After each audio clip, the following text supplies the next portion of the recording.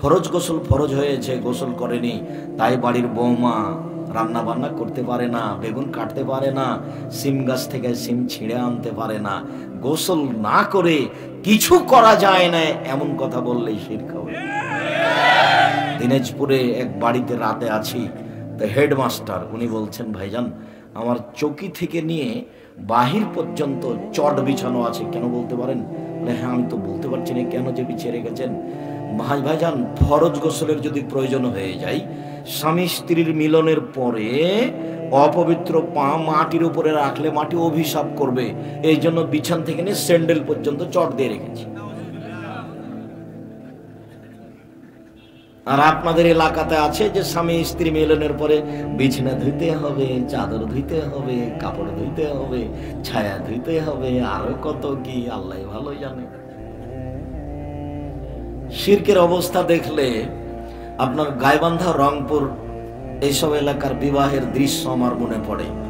রংপুর, লালমনিরহাট, নীলফামারী, কুড়িগ্রাম, পঞ্চগড়, ঠাকুরগাঁ, জয়পুরহাট, বগুড়া, গাইবান্ধা এসব ডিস্ট্রিক্টের বিবাহ পড়ানোর দৃশ্য আমার মনে পড়ে। এসব কথা স্মরণে আসলে ওইসব এলাকাতে মেয়ে যেখানে বসে থাকে ওখানে বিবাহ পড়াতে যায়, মাওলানা সাহেব যায়, কাজী সাহেব যায়, আরো কে কে যায়, চেংড়া পিলে যায়, হইচই করে।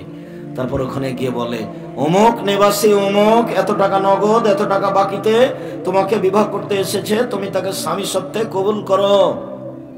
আবার সেখানে উকিল বাপ হয়, উকিল বাপই হারাম। উকিল বাপ শব্দটা তো আমি পেশাব করে দিতে বলেছি, উকিল ধরা শব্দটা পেশাব করে দিতে হবে, দিয়ে বলতে হবে যে আমি নরসিংদী জেলার মানুষ, এতদা অঞ্চলে বলছি, আজ থেকে আর বিবাহের বৈঠকে কোনোদিন উকিল ধরিব না, উকিল শব্দটাতে পেশাব করিয়ে দিলাম। উকিল তোর বাপ, ওর বাপ ছাড়া তো বিবাহ হবে না। যত বিবাহ হচ্ছে কোর্ট কাছারিতে সব বাতিল, বাপ ছাড়া বিবাহ বাতিল, বিবাহ বাতিল, বিবাহ বাতিল। এই কথা আমি বলিনি, এই কথা মুহাম্মদ সাল্লাল্লাহু আলাইহি সাল্লাম বলেছেন। মান্না কাহাত বেগাইরে ইজনে ওয়ালিহা, যে ব্যক্তি বাপ ছাড়া, বাপের অনুপস্থিতিতে, চাচা ছাড়া, চাচার অনুপস্থিতিতে, দাদা ছাড়া, দাদার অনুপস্থিতিতে, নিজ ভাই ছাড়া বা এদের উপস্থিতিতে দায়িত্বশীল ব্যতীত এমনিতেই বিবাহ বসে গেল, সে বিবাহ বাতিল, সে বিবাহ বাতিল, সে বিবাহ বাতিল। ওর মিলন জেনা, ওর মিলন জেনা, 7 ছেলের মা হলেও জেনা, সবাই অবৈধ। কোর্টের বিবাহ বাতিল, তাকে আবার বিবাহ পড়াতে হবে। উকিল বাপও হারাম। উকিল কেন? উকিল বাপ কেন?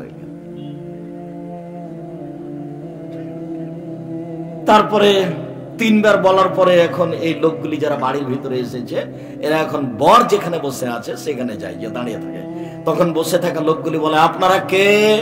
আমরা এই বিবাহের উকিল। মেয়ে কবুল করেছে? জি করেছে।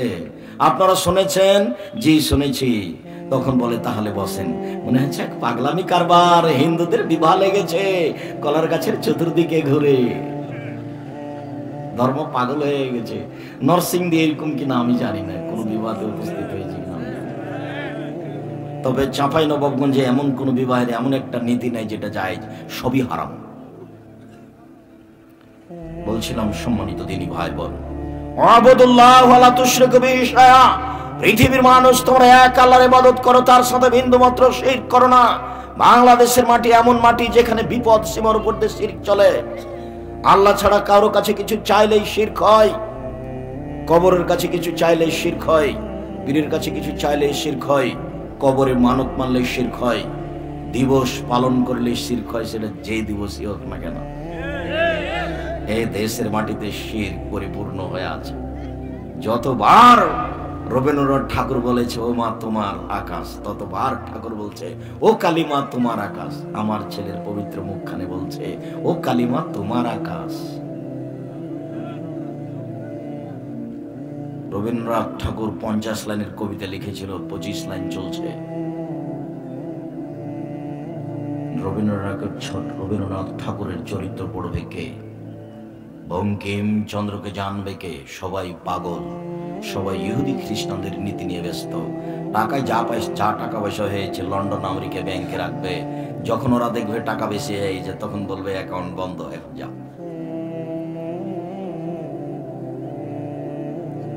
চরিত্র পরিবর্তন হয়ে গেছে কিভাবে?